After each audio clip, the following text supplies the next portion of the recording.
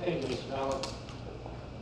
A few years ago, the district leadership team began to grapple with the question of what would prepare high school graduates for college and career. And as we really began to grapple with that, we recognized that the school experience needed to be a training ground. And because for many years our focus has been on preparing students for the academics of college, and we've done quite well with that. But there's been a shift that recognizes that career and job skills are also needed. And so we've looked at not only skill development, but we want to make our students have an awareness of the limitless career possibilities that exist. So not only do we want to provide them with the skills necessary, but we also want to focus on exposure and allowing them to see what exists out there. And our Act 339 plan provides a district-wide framework to help students become aware of these possibilities. To build on this framework, we'll continue to add opportunities for students to have real responsibilities in preparing for college and career. And it can be as simple as job skills. When you're looking at job skills, being punctual, being on time, getting up in the morning, having responsibilities in various clubs, being on athletic teams, being part of classroom assignments, working within groups. Those are all significant job skills. Being able to, as you say, play in the sandbox nicely with other folks. That is a true job skill. And that's something that we focus on, but we want to clarify within the district our purpose in preparing students not only for the rigors of college, but also life out in the workforce. And so we begin to really put together a framework. Subsequently, we recognize that trend, and as a result, you've seen at the federal level the reauthorization of the Perkins grant program, as well as a focus on college and career readiness in the new evaluation dashboard that the state has put in place for school districts.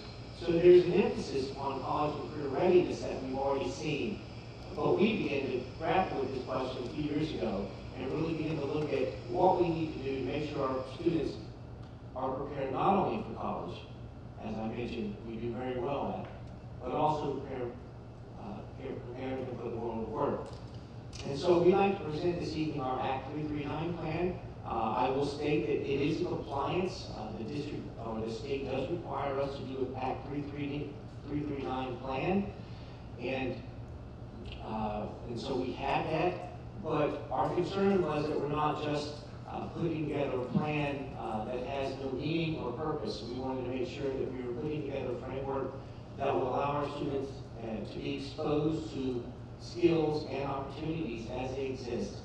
And indeed, as those skills and opportunities are growing and manifest themselves within the job market.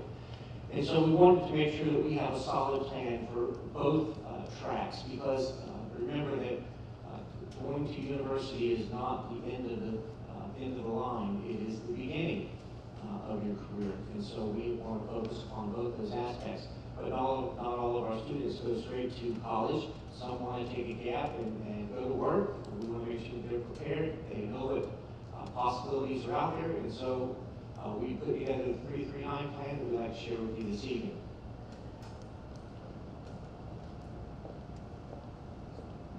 Good evening. Before I start, I do want to acknowledge two people in the audience who were integral in this process for the entire last year and even longer. Mr. Mike Rose, would you stand up, please? Counselor for 9 to 12. And Mr. John Hughes, he's our school counselor, department chair for K-6. So thank you guys very much for being here. Oh, and Trish came in. Thank you. I didn't see you also. Our Future Planning Center, Trish Falco, thank you. Thank you guys for being here. So as Dr. Good mentioned, we have been developing this plan for a number of years. What the 339 plan gave us the opportunity to do was take a look at all the great things we're currently doing in the district and put it under one umbrella, which is the 339 plan. So it is a mandate. We worked in conjunction with the Western Center to pull this off, and we worked under the guidance of MCIU. They had experts from the state come out and work with several school districts on how to complete the plan. We got our direction from ESSA, the Every Student Succeeds Act. We know there are 6 federal accountability indicators. Last February, I came and spoke about ESSA, talked about all of the things that the new Future Ready PA Index will measure, and it talked about the emphasis now on the career readiness indicators. And so we were very careful to include those new mandates into our plan. Now, having said that, we've been doing lots of things for a long time, but it might not necessarily fit the framework of what the state is looking for, so we're continually improving that. We'll be here shortly to talk about the Future Ready PA Index once it's released publicly, but it will include for the first time a career standards benchmark, which means they want our students to be involved in industry-based work experience. They want to know how many of our students are taking APIB or college courses of rigor. It will be focused on the graduation rate, and they also want us to report on, and they'll be counting and weighing post-secondary transition to school, military, or work. So that too provided the impetus for our work over the past couple of years. So the idea is that Pennsylvania learners will be fully prepared for whatever comes after high school. We want them to be responsible, well-educated, informed citizens about what life looks like after high school, whether that's to university or post-secondary training or something to that effect. So as Dr. Good mentioned, the Perkins Grant, the original legislation came out in 1989. What they found was districts didn't listen. They just didn't make the plan, they didn't have it on file. And so they came back out and said, listen, in conjunction with your Western Center, as they get audited every 5 years, they're going to look at your district's 339 plans. And so the Western Center went through their audit last year. This is our plan that we shared with them in draft form so that they were able to comply with their audit. This is a plan that we will revisit every year because we have to update things like student to counselor ratios. Sometimes we have different staff members' names to put in. So we will be updating it annually, but it only requires approval every 6 years when the Western Center gets audited again. So we spent a full year or more putting all the pieces together in the 339 plan. There are 13 different elements and they're listed there. I won't read them all for you, but it does illustrate that this is a well thought out K-12 plan. It takes into consideration students' academic, students' emotional, social, cognitive needs, and tries to develop a system where we're able to, as a school district, help them figure out their skills and talents and then move forward to strategic planning and then transition out of high school. I'm going to highlight just a couple of those things because the annual goals are important. These are the things that we would revisit every year as well. We want all of our students to go through a process where they're in elementary school thinking about what's their spark, what do they really love to do. So when you're engaged in different activities as a student, you're thinking, I really like this. And so we have our teachers making connections to career if they're engaged in something that they really like. We've seen that take off at GrandQuest because now they get to do some more hands-on things. So K to 5, 5 to 8 is about transitioning or thinking about what would I need to do if I really wanted to do a career like this. So what courses would I take? What potential careers are available for me? And then 9 through 12 is really about transitioning. So we have those goals, and it would be that 100% of our students will require the benchmarks at 5, 8, and 11 to be developing their understanding of their spark and planning ahead. We also want our staff to know about this plan. Once it's approved, we want to take it to all of them and let them know what's inside of it. It's a very robust plan that our counselors do, the work that they do every year. It was nice to finally list it and look at all of those things. In addition, it allowed us to highlight potentially some areas where we need to do a little bit more for our students. And so we want to make sure that our staff is aware of the plan. And also every parent outreach opportunity that we have this year, we want them to see the plan as well so that they can see what it is. Of course, once it's approved, we can put it out there and everybody can start to take a look at it. I think people will be impressed to be able to see the many things that we have available for students in terms of their wellness and in terms of their future planning. So those are the 3 goals. It's imperative that we have help with this, both within the school community and outside of the school community. When we talk about an advisory council, we're looking for members of the school board, we're looking for members of post-secondary education, we're looking for business and community members, educators, parents, and students.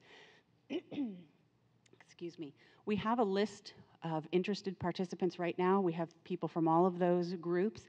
And so we'll be coming together in November to start this walk, to talk about this plan, to think about how we can continue to develop community partnerships that allow our students to get more work experience, both with industry coming in and our students going out into industry. So when we think about that model, we think it's integral to have all the stakeholders involved and that through that collaboration, we would be able to provide more for our students. I talked about this before. what I didn't mention is that students who are in grades K to 5 have to be producing some type of evidence that they've done some exploration. So we've been doing career fairs in elementary school for a long time. We've been doing things where kids are thinking about careers. We've just never necessarily collected that piece of evidence that follows with them and becomes a portfolio. So that's the difference now with the 339 plan. We'll be making sure that whatever experiences kids do come with some amount of evidence that we're able to collect over time. And so every student by grade 5 needs to have 6 pieces of evidence. By grade 8 needs to have 6 more. And then before they're done with 11th grade, they have to have 8 more. So we've found a system and a way, as it's outlined in the 54-page plan, of how we'll track that and what those particular pieces of evidence are. And we think they're really meaningful. They're things that kids have done for a while. There are also some new things that we found that I think are pretty exciting. So we're excited about implementing that and also thinking about how we can continue to improve it. I'll just give you a couple of examples. The state is interested in not only helping kids think about career acquisition, but how do you keep a job? And so there are some things that are involved with career retention and advancement and awareness and preparation. So the strand of what area it deals with is there. Thank you. A grade is also there, the activity and the evidence. So in 3rd grade, potentially the book that students would read is called What Shoes Will You Wear? And then the students, after listening to this story, can think about 3 habits that might make them successful in school and then potentially in a job. When you think about 4th grade, it's like, well, what interests me? So there's a great deal of resources on a website called pacareerzone.org. And so they would do an interest inventory, and then they would reflect on what that particular survey showed them. 8th grade's the time where we're pulling together lots of different pieces of evidence, and we're kind of putting it on a 2-sided worksheet. Could be electronic. Hopefully, eventually, it will be electronic. But this becomes the basis for their planning for courses and potential work after high school. And then Trish Falco started the Financial Reality Fair a couple years ago with our 11th graders, which has been a super experience for them. So that we have an opportunity to have them reflect, we're going to have them do a survey in Naviance after that. So these are just a couple of examples from each grade level of what students might do to help provide that evidence. The other big push with college and career readiness is getting our kids out into workplaces and then bringing folks in so that they can really see, is this something that I want to do, to get that real world experience. Our students currently attend the Western Center. They can earn certifications, which is also extremely important to us, as well as emphasized on the Future Ready PA Index. Our students now go to Lockheed, they go to GlaxoSmithKline, they participate in ACE mentorships. We have students who watch live knee replacements and are able to reflect on that in some of their higher level classes. We have students with IEPs participating in the STEP program and other community-based learning. That's an area where we're really far ahead. We have lots of good things going on with that population of students. We also have a ton of students who experience and participate in service learning, and so that counts as well. We just need to find a way to track all of the great things that our students are doing. Recently, we had a company approach us and say, listen, I want to give paid apprenticeships to juniors and seniors in high school so that we can train them while they're in high school and we'll hire them as soon as they graduate. So those are the types of things that we're very interested in pursuing more of. I want to show a very short snippet from a 9-minute video, and I just want to preface it by saying probably about 3 years ago, maybe a little bit more, we saw this as an administrative team, as a small group of administrators, brought it to the larger group of administrators, brought it to the department chair meeting. This kind of encapsulates what's going on in the new economy. We've had several board conversations here and some administrative conversations. And so I just want to, so you have context for what helped us plan this, I just want to show you about 3 minutes of this. We must understand the misalignment between education and our workforce. In my pursuit of higher education, I have earned 2 bachelor's degrees, 2 master's degrees, and am working on a PhD. In total, this has cost me over $150,000. I've done all this because I believe formal education is important. Part of this belief came from seeing charts like this, presenting a correlation between higher degrees and higher income, showing on average that a person with a college degree earns far more money than the average person without a high school diploma. This perceived higher earnings for having a 4-year degree has fueled a college for all philosophy, causing educators and parents to encourage going to the university, any university, to major in anything in pursuit of future job security, social mobility, and financial prosperity. This philosophy has increased college enrollment, resulting in 66% of high school graduates in this country enrolling in higher education right after high school. That's 2 out of 3. Initially, they are deemed the successful ones. But what you won't see advertised is the reality that most drop out, and only a quarter of those that enroll will finish a bachelor's degree. Only after these few graduate do many of them start exploring careers. It is here that they discover that their degree may not have prepared them for the world of work. You may be well educated, but not every degree is direct preparation for employment. This misalignment between degrees and job skills causes half of university graduates to be underemployed in what are called gray-collar jobs, taking positions that do not require the education they have received at a cost that is more than they can afford. Conventional wisdom suggests that a university degree guarantees a higher salary. But with rising education costs, a shrinking job market, and the oversaturation of some academic majors in the workforce, this old advice is now a myth for a majority of students. The economy and the world have dramatically changed. Over the last 3 generations, we've gone from 13% of the population stepping into a college classroom to 60% attending some form of higher education. In 1960, when taking into account all jobs in the American economy, 20% required a 4-year degree or higher, 20% were technical jobs requiring skilled training, and 60% were classified as unskilled. But what's the right percentage to meet the labor market demand for tomorrow? In 2018, Harvard University predicts only 33% of all jobs will require a 4-year degree or more, while the overwhelming majority will be middle-skilled jobs, requiring technical skills and training at the credential or associate degree level. A 4-year degree may have many benefits, but think about the people you know who, from an economic perspective, inefficiently spent time and money to get a degree that perhaps they didn't really need for the career they are in. The true ratio of jobs in our economy is 1 to 7. For every occupation that requires a master's degree or more, 2 professional jobs require a university degree, and there are over half a dozen jobs requiring a 1-year certificate or 2-year degree. And each of these technicians are in very high-skilled areas that are in great demand. This ratio is fundamental to all industries. It was the same in 1950, the same in 1990, and will be the same in 2030. The hope for So as you can see, there's been a lot of changes, and every time I see this, I take something new from it. So let me just be very clear. I taught high school economics for a really long time, and I would talk to my seniors on their way out and say, there's so many choices in front of you. Think about what you love to do. Think about where your skills are, and then think about a potential career that may require 4 years. It may not require 4 years. And sometimes that was hard for parents to hear. Sometimes that was hard for a student to hear. It wasn't about their aptitude or their ability. It was really about their future and what they're able to contribute and what they're going to be happy doing. So when we think about Spring Forward, I think we've done a fantastic job of preparing students for what comes next. I think we have the opportunity now to think about bringing some more work experience to our students so they have a better idea of what it feels like to do a particular job, potentially before they're out there doing it. Is this something that I would like to do? So when we say this, by no means are we taking away the emphasis or the preparation that we've done for college readiness, but we want to bring to the awareness of families what else is available for students and where they might find some success. I have a senior in high school right now and a junior in college, and both of them saw this their senior year, just as a way to be thinking about their futures. And we wanted to share that with you in the context of the 339 plan, because we've worked really hard to bring together the things that we've been doing and think about a plan for the future of how we can bring more to our students. So when we think about knowing the landscape of our current economy, it's really critical to career development and building a comprehensive K-12 system.